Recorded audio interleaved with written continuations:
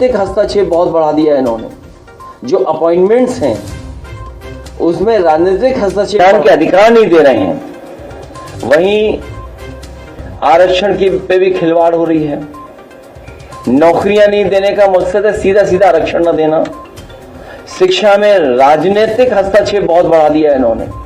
जो अपॉइंटमेंट्स हैं उसमें राजनीतिक हस्तक्षेप बढ़ा है और एक रंगी हस्तक्षेप ज्यादा हुआ है।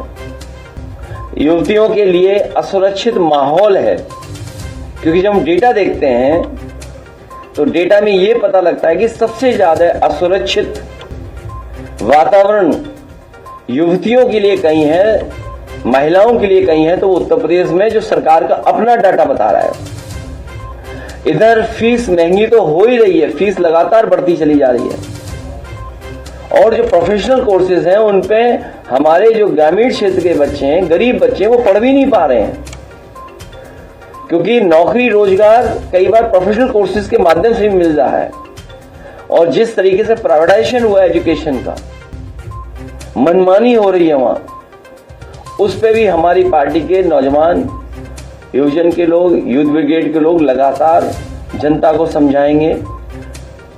इधर ऑनलाइन सब कुछ अवेलेबल है, लेकिन गरीब के लिए ऑनलाइन अभी भी थोड़ी बहुत परेशानी की बात है, क्योंकि जिस तरह के उनके पास इंतजाम होने चाहिए, गरीब के पास वो सुविधा नहीं है जो अमीर के पास है। इसलिए ऑनलाइन में जहां सुविधा है वहीं ऑनलाइन से गरीब को परेशानी है।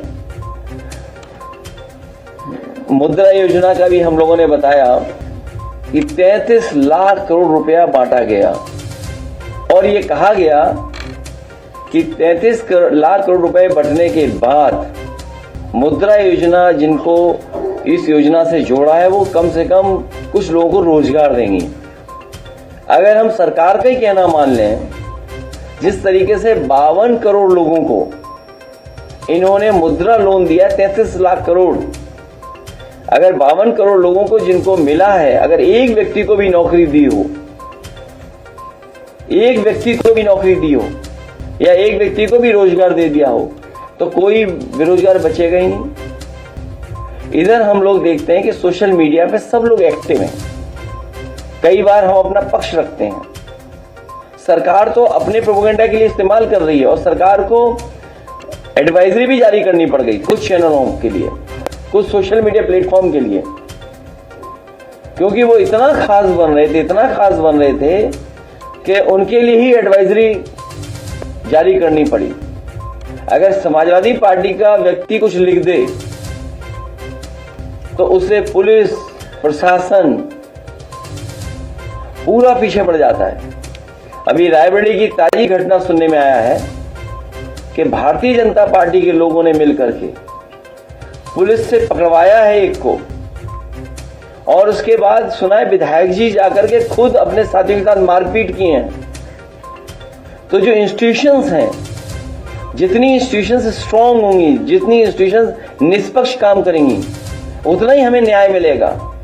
लेकिन छोटी बड़ी जितनी भी इंस्टीट्यूशंस हैं जहां पे गरीब की मदद होनी चाहिए, गरीब को न्याय मिलना चाहिए, या हम अपनी तकलीफ परेशानी में उन इंस्टीट्यूशंस में जाएं, तो वो भी हमें भेदभाव की तरह देख रहे हैं। और भेदभाव इसलिए है क्योंकि हमने डेटा निकालना शुरू कर दिया था।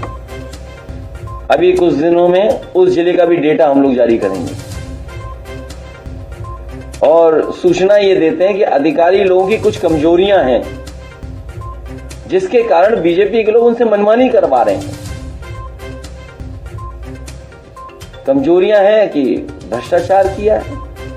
वैसे तो सरकार हर व्यक्ति को पाताल से भी खोज लाती है, लेकिन जो करप्ट और भ्रष्टाचारी लोग हैं वो पाताल लोग नहीं जा रहे हैं, वो मुख्यमंत्री आवास में छिप जा रहे हैं। उन्हें पाताल लोग जाने की जरूरत ही नहीं है, या इधर उधर छिपने की जरूरत ही नहीं है। सबसे सुरक्षित जगह मुख्यमंत्री आवास, वहां जाकर के छिप जा रहे हैं। इसलिए मैं अध्यक्ष जी से कहूंगा कि आज नौजवानों ने संविधान बचाने के लिए, आरक्षण बचाने के लिए जो संकल्प लिया है, इसके साथ साथ पीडीएस संकल्प जो लिया है, हम प्रेस के साथियों के सामने कहेंगे कि हमारे नौजवानों को जो गांव-गांव, घर-घर, गली मोहल्ले लेके जाना है, वो पीडीएस संकल्प एक बार अध्यक्ष जी फिर पढ़ते हैं।